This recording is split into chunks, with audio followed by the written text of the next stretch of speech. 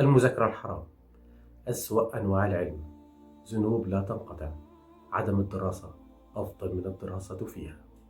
إيه هي المذاكرة الحرام دي؟ وليه هي حرام؟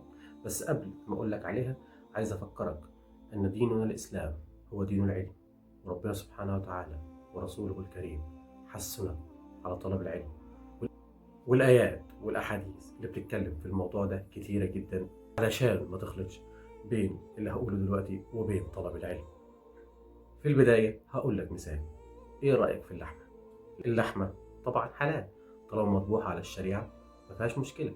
بس إيه رأيك أنت لو صحيت الصبح لحد ما تنام بتاكل لحمة وتقطع لحمة وتطبخ لحمة، ما بتعملش حاجة في حياتك غير الموضوع ده؟ يا ترى كده حلال ولا حرام؟ فهنا اللحمة أصبحت حرام. أي حاجة عطلتك عن حياتك وعباداتك فهي حرام، عطلتك عن مهمتك الأساسية في الحياة. وأي مذاكرة تلهيك عن الصلاة المكتوبة فهي حرام. النوع الثاني من العلم الحرام هو لما يكون العلم نفسه حرام، فهو علم وليه تطبيق على الواقع، لكن دراسته حرام وتعليمه حرام وبيكون في معصية الله. فالسحر علم تعلمه حرام وتعليمه حرام بل وكفر. فأي علم قبل أن تدرسه لابد أن تعلم هل يرضي الله ورسوله أم لا. النوع الثالث من الدراسة الحرام أو المذاكرة الحرام هو العلم الذي لا ينفع. أي علم ملوش أي تطبيق على الواقع فهو حرام ومضيعة للوقت. أي كورس تاخده مش هستفيد منه ماديا أو دينيا أو اجتماعيا فهو مضيعة للوقت وملهوش لازمة. قال رسول الله صلى الله عليه وسلم داعيا رب العالمين اللهم إني أعوذ بك من علم لا ينفع.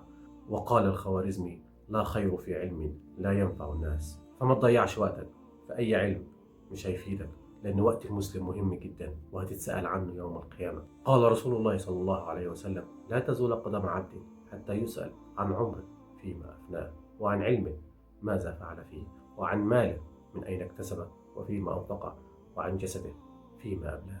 صدق رسول الله صلى الله عليه وسلم. وكمان في الحديث ده ذكر الرسول عليه الصلاة والسلام النوع الرابع من العلم الحرام اللي هو صاحبه ما أفادش به الناس، اللي هو علم ولتطبيق وحلال لكن انت درسته وحبسته عن الناس ومسكته عنهم، او كان عندك القدرة ان انت تفيد بيه اللي حواليك وكسلت، فبرضه انت كده حرام عليك وهتسأل عنه. فاللهم إنا نسألك ونستعينك من كل علم لا ينفع ولا يقربنا إليك.